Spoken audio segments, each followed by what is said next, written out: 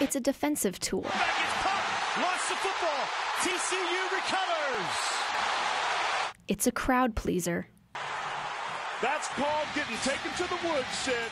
It's part of the game of football. It may also cause damage that could linger for the rest of the athlete's life, from high school to college to the professional level. I think every parent is concerned with their son or daughter having this injury because it's an injury that you can't see. Dr. Jake Resch is conducting what may be the largest study on youth concussions ever with 2,200 student athletes. Using self-reported symptoms, balance tests, and sensory tests, he can track the concussion's development and determine when it's safe to play again. Dr. Resch said changes have to start being made now to reduce the risks later.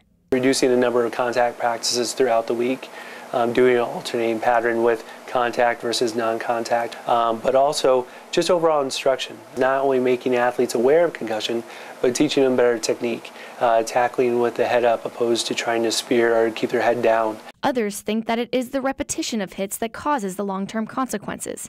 Senior Jeff Parent sustained a concussion playing high school football. He believes there needs to be better judgment on whether or not that athlete should be allowed to keep playing. A lot of kids, I don't think, die from the first one. I feel like it's a multiplier effect, and you just got to be smart. And I mean, your brain's worth more than a few high school varsity games. And that brain's main defense? The helmet.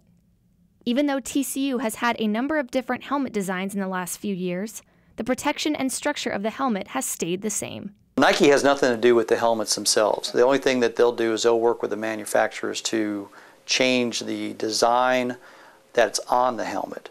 Nor do they provide the protection that most think. Unfortunately, at this time, there's no evidence supporting any one helmet or that helmets overall can reduce the effect of concussion. Dr. Resch hopes to provide better information to parents, coaches, and players of when it's the right time for athletes to return to play.